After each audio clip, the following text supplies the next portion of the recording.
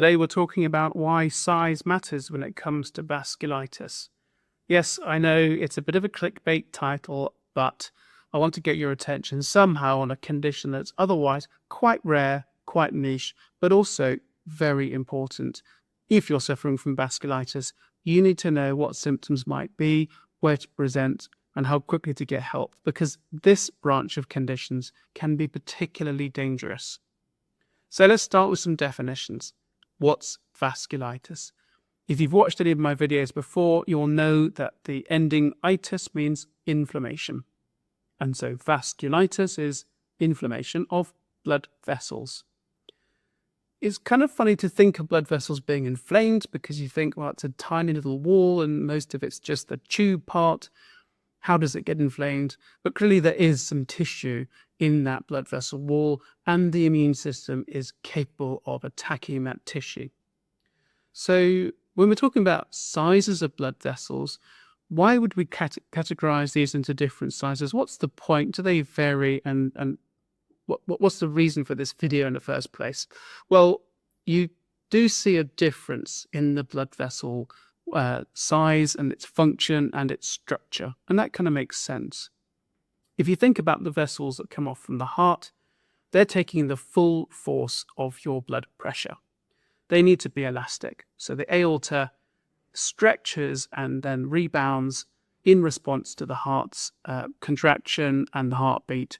And the structure of that vessel is very different to the one that you'll see in the smaller vessels. The wall is relatively small and thin by comparison to the large space where the blood flows, called the lumen. And the makeup and tissue structure is different to allow for that elastic function.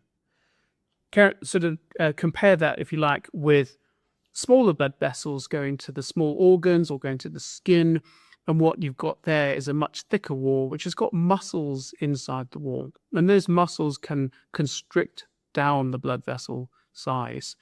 So the different reasons you might want to do that: for example, in extreme cold, you might shut off the circulation to the skin to prioritize perfusion to your organs, but also just on a day-to-day basis.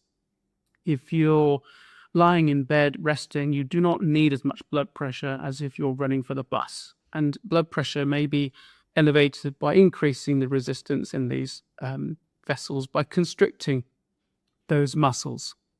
And obviously with that comes different makeup of the tissue, different likelihood of being attacked by different types of immune cell.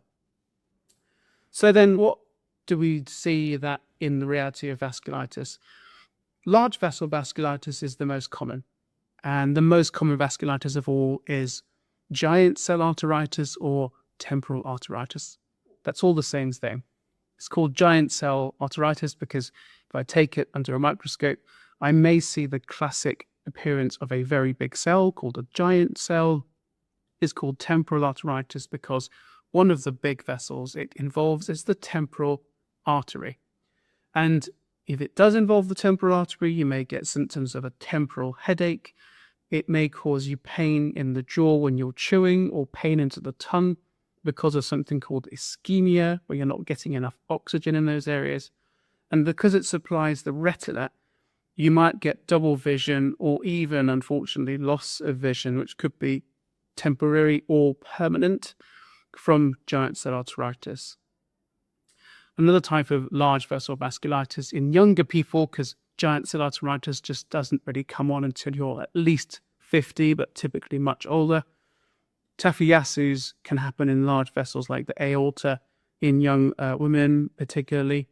And it's quite difficult to diagnose because you have non-specific symptoms, generally unwell, high fevers, high inflammatory markers, night sweats, and you need specialist imaging often to diagnose it, things like CT PET scan to look at the inflammation in the blood vessel wall. The next most common type is actually the small and medium-sized vessels. These can obviously damage the skin, giving characteristic rashes. And you may have seen an article on my website on rashes related to vasculitis. And they can also damage organs like the kidneys and the lungs. These are conditions that can be associated with an antibody called ANCA. So conditions like eosinophilic granulomatosis, polyangiitis, and granulomatous as polyangiitis and microscopic polyangiitis. They're long names.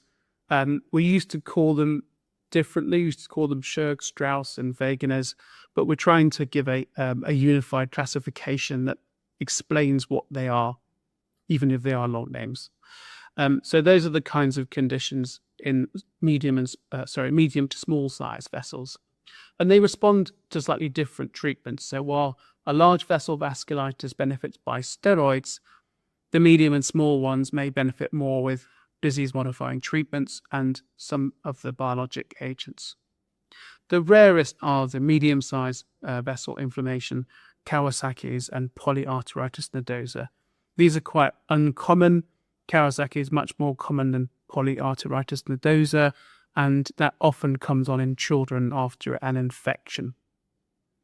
So we've covered why we separate these into different blood vessel types, because the vessel's size has a different function, it has a different anatomy, and it has a different type of presenting complaint and how you will present with your symptoms. And finally, it also responds to different types of treatments.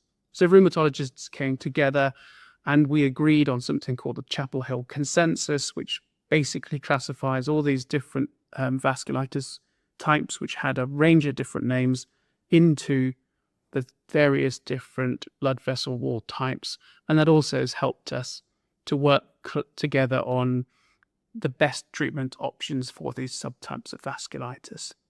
So I hope you found the video helpful. I know vasculitis is not your average everyday condition, but as you can see, because of the organ damage, it's really important to have some awareness of these conditions, particularly if you are suffering any of these symptoms, so you can get the right help early and get onto treatment as soon as possible. Drop me a comment here below if you have anything you want to ask about this, or give me a like and subscribe to help with the channel's visibility. Thanks.